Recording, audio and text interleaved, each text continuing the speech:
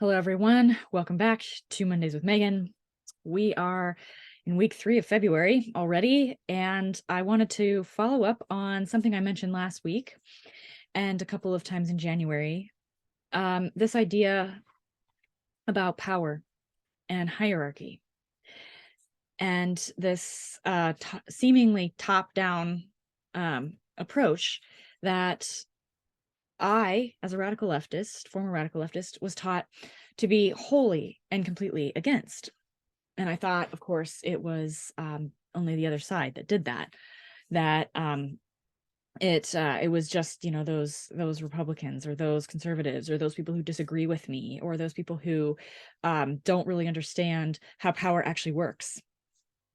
So in my distancing from the left regime, the leftist thought regime that I was part of for so long, I am realizing that even though the leftists, the radical leftists, especially the woke ideology, seems to very much champion grassroots organizations, wants to level the playing field, wants to dismantle positions or structures of power, that actually a lot of what the radical leftists champion is very much not grassroots. It's and what it's actually doing is demanding the construction of the greatest power structure that humanity has ever seen. So even 5 years ago, I wouldn't have been required to put my pronouns in my work signature. Now, I am not. I don't use pronouns. I don't affirm the delusion, and I think that it is pushing someone's belief system or religion on someone else to demand the use of pronouns. And so I don't do it. And I don't use them for myself either, partly because you can tell by looking at me, but also you don't need my pronouns to talk to me. You just need my pronouns to talk about me, but I'm right here. So I've already given you the word that you can use to talk to me and to get my attention, and that's Megan. That's my name. Also, I've never been mistaken for a man. But if I did get mistaken for a man, so what? Like, because my primary identity is not my gender. And I have a hard time understanding how that's true for other people. Although, of course, oh yeah, I've never had the feelings or the thoughts, but I just have a hard time understanding, like, if you're so fragile that the use of somebody's pronoun, somebody not using your pronouns or misgendering you rocks your whole world, then that sounds like a you problem, So that's just one example, though, of this whole demand for, we must recognize this identity, but not this one. We must use these words, but not these words. This is the greatest power. And then now they're in law too. That is absolutely not flattening the power hierarchy at all. And also 5 years ago, the trans movement wasn't even a thing. The DSM-5 paved the way for that, because now you could get reimbursed for gender services. You take gender reimbursement for gender services away, you watch what happens to the trans movement. Anyway, a lot of special interests influence the DSM on all levels. Many people have a problem with the DSM. It's not just because of the trans movement. They took the bereavement exclusion out of depression so that they could medicate more people. So yeah, there's incredible problems with the DSM-5. Also, if you'll note, the referrals to gender clinics was flatlined all the way up until 2013, right around the time when the DSM-5 came out. So if y'all think this is about championing the marginalized, I implore you to do more research on that. Also, how it's covering up child sexual abuse and gaslighting mandated reporters to question what they had been trained up until about 5 years ago to recognize as 100% accurate red flags for sexual abuse. So there's that. If you want to protect the marginalized, probably should protect children. Just saying. Anyway, Also globally and historically, the number one minority group that's been oppressed is women. So sexism isn't even really a thing anymore, right? So, but it's been the fact that it's happened so fast, and the fact that it's kind of the same everywhere. Like all of a sudden, everyone started doing pronouns. All of a sudden, workplaces demanded compulsory identification of gender, which is not appropriate at work at all. Any sort of compulsory identification. That's Marx. That's a mark of Marxism. And it's a flag of every, or a tenet of every totalitarian regime in the history of the world. Compulsory identification. Our employers are doing this. And P.S., most of the non-Western world is laughing at us because this is a circus. So anyway, but 5 years ago, that wasn't a thing. 3 years ago, that wasn't a thing. In the same job, I've had one job for more than 4 years, and there was not compulsory DEI training. Now, all of a sudden, everywhere there is. That is not the marker of a grassroots campaign. That is the marker of a major top-down operation. So this is one of those major contradictions in the radical leftist ideology that I'm still, uncovering. And this is kind of one of the major ones. We say we're for the underdog. We say, we don't, we're for freedom, we're for liberation, all of this. And yet I'm not going to say we anymore, but the radical leftists, the woke ideology, is championing and demanding and burning things to the ground for this, the most oppressive top-down power structure that the world has ever seen. And it's another one of those things that once I saw it, I couldn't unsee it. And once I saw it, I was confused about how I hadn't always seen it. So I do sympathize though with people who don't see this, because I didn't for the longest time. I did not see that when you demand that someone use your pronouns, or even just saying them as though they're part of your name, you're participating in this. You are not actually championing the marginalized. You are not standing as an ally with the marginalized. If we really understand this deception that is happening, and if we talk to detransitioners, I didn't know that was a thing either. It's because it's been completely silenced on major tech platforms. Now, why would that be? I'm not saying that everything is silenced is right, but I think at least now we should at least be able to recognize that there are certain ways, especially after the Twitter files, there are certain ideologies that are blacklisted. There are certain ideologies that are promoted. There are certain ideologies that are silenced. There are certain ideologies that are not. That is not free speech. So, and no, I don't think Elon Musk is the savior of the world at all. Dude wants to put chips in our brains. Not a friend of humanity. Nope. That's for another video, which I say after every sentence that I say. So there's that. But I want to look at how this works.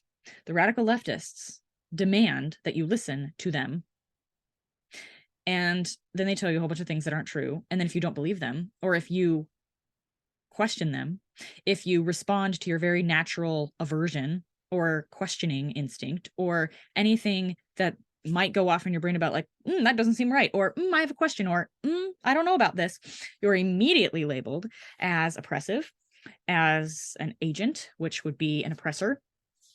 You are immediately labeled as dangerous, toxic, and you are canceled. That is not in any way advocating for leveling the playing field. That's a power move. People being canceled, that's a power move. People labeling you, if you have a question, as immoral, not just wrong, but immoral, that's a power move. So, which doesn't surprise me from an ideology that sees the world entirely in terms of power. And yet they are claiming to be wanting to undo structures of power. That might be true. They might be wanting to undo the existing structures of power. But what they're wanting also to do is to replace it with an even more strict, tightly controlled, oppressive system of power where whatever they say goes, whatever they say is the moral thing. And if you question it, you're not only wrong, you're not worthy of being treated with human dignity. And the way they cover this all up is by fancying themselves as the gatekeepers of morality.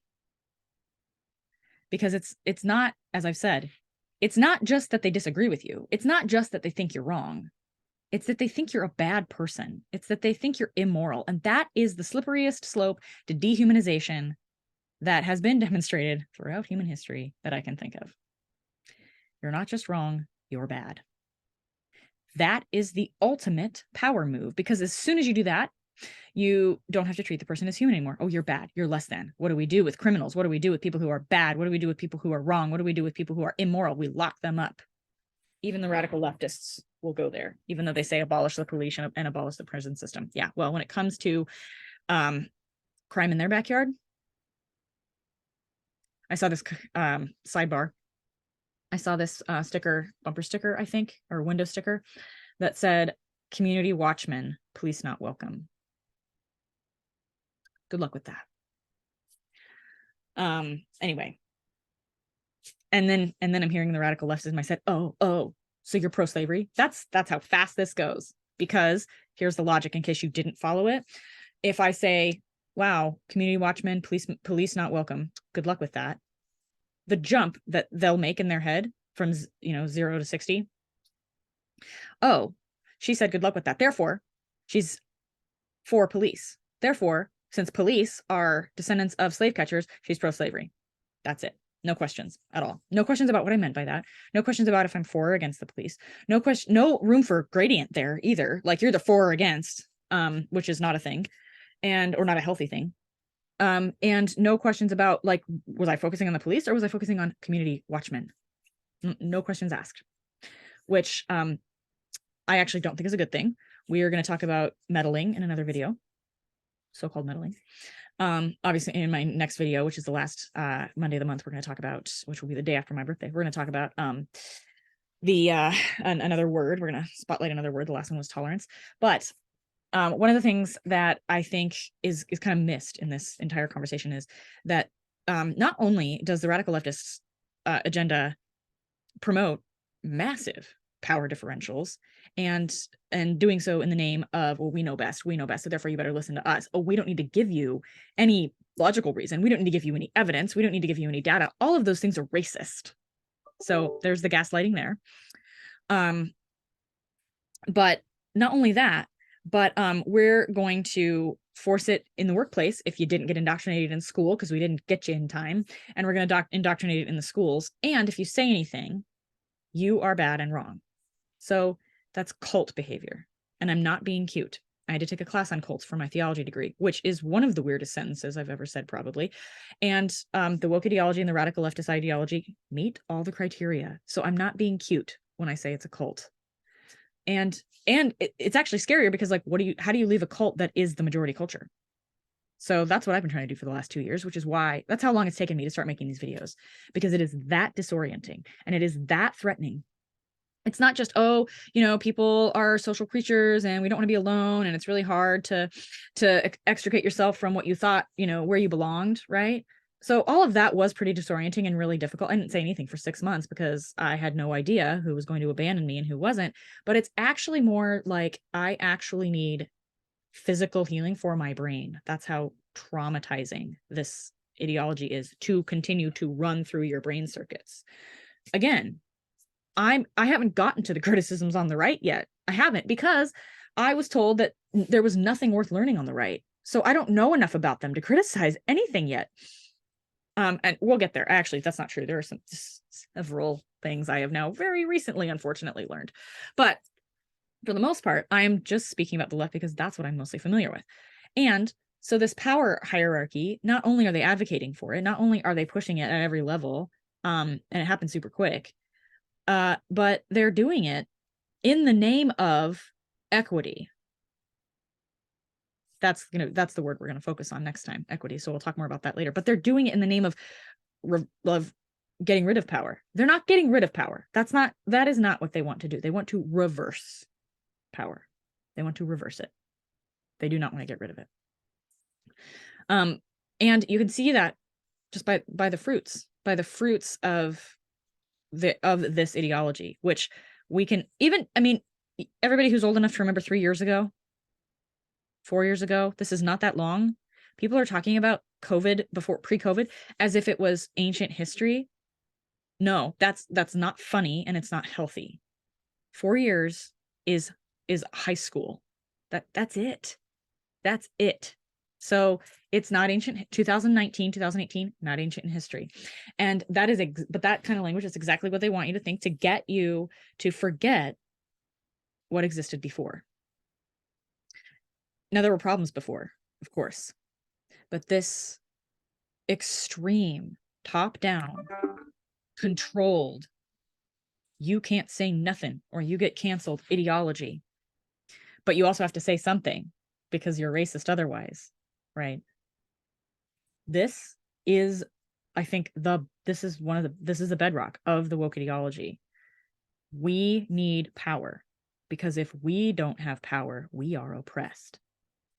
They haven't looked at the other side of the coin yet. They claim, well, you guys having power oppresses us.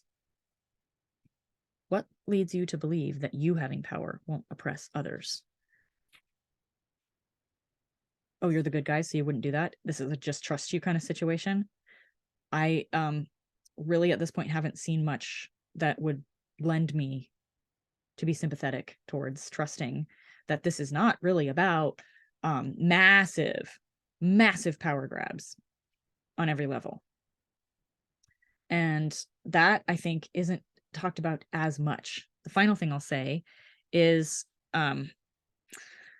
that when we're talking about things like massive power hierarchies, one thing I mean by that is that we have and are walking right into a system where eventually your thinking will be done for you, because you will have been so indoctrinated as to ask for that. People who know they're enslaved are freer than people who do not. And eventually we want machines to think for us all, right? I mentioned Neuralink, one of Elon Musk's companies. We so don't trust ourselves to do the thinking or others to do the thinking that there is this bent on outsourcing it to other people throughout human history. And I think that might be, if anything is going to be the downfall of Western society, it is going to be the fear of thinking for oneself. Because you will let the people censor you. You will start to say what needs to be said, what is demanded of you to be said, because you're afraid to think for yourself. And because we think thinking for yourself means being by yourself. And unfortunately, in this society, it kind of does. And that's not okay. That's not great. I think that the best way to deal with a power structure, and this is something I'm going to have to think about more, but it's not to appoint yourself the person in charge. That's a totalitarian instinct. That's what totalitarians do. Oh, nobody likes the way the world is, right? I'll come in and save the day, because I think I know how best the world is run. No. I do think one way to deal with a power structure, especially one that has gotten completely out of hand and is growing like a cancer, which is the woke ideology, is decentralization. Now, of course, that's really, really, really hard to do at this point, and I know that is not a major viable option yet. So I'm doing a bunch of research on listening to pros and cons for decentralization, but I know that the opposite of power is not more power. So as you are trying to engage in the woke ideology, as you're trying to engage, which you won't be able to avoid it, unfortunately, it is actually everywhere in the culture now. It is a fast growing social and moral contagion. And I mean, it's been years and years in the making, but the takeover has been very rapid.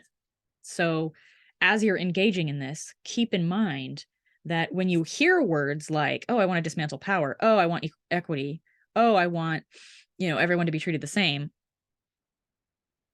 what you're hearing, what you're not hearing, and what some of these people may not even know that they're saying is, we want the power. If you give us the power, we will fix it. And they're not even asking. They're not asking anymore. They're telling you, you need to give us the power or you're racist and oppressive.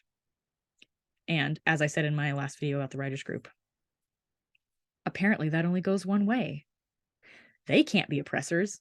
Only the people they're accusing of oppressors can be oppressors, because that's how they've defined words. That's how they've defined the language. So that is just my thought for today. It's very hard to engage in structures that you can't see. And so that's why I'm exposing this. This is what's happening when people are talking about power. They might not be consciously aware of it, but they are saying this power system doesn't work. This current system is corrupt. This current system is racist. Let us do it. We'll fix it, without giving you evidence that they can. And no, lived experience does not count as enough evidence that you are skillful in fixing a problem just because you've identified it and just because you've lived through it. No. So anyway, and it's not that lived experience doesn't matter. It's that experience is just not reality. So, I mean, it's reality for you, but it's not reality for everyone. So if we're all going to run around defining our lives by our lived experience, we're eventually not going to be able to talk to anyone at all. And I submit to you that that is exactly what the totalitarian system that is currently rapidly taking its place all over the world, that's what they want. So I'll leave you with this thought that's somewhat related. Given the coordinated, the massive way the COVID response was coordinated in a way that I don't think we've seen before, I wonder if we already have a one world government. That's actually what the radical leftists are advocating for, ultimately, whether they know it or not. And I hope that just people just don't know, because then the problem would be solved with education. But I actually think it's worse. I think the problem is current education. That's for another video. So right now, just be aware of the bait and switch of the dismantling power narrative. The only reason that they want to dismantle power is so that they can then take their rightful place in that power structure, which is at the top. That's what they think. And it's hard to see that if you don't have the understanding that none of this is grassroots, none of this is community-based. All of this is top-down. Trans stuff, racism stuff, all of it. Especially the trans stuff. Top-down, not grassroots. So that's it for now. That was super rambly. Also, there was not a cat involved in this video today. They are, I don't know where they are. And now I'm realizing that the house is a little too quiet. So who wants to take bets that I'm going to go outside, out of my room and see the couch shredded or something? Let's go find out. Okay, bye.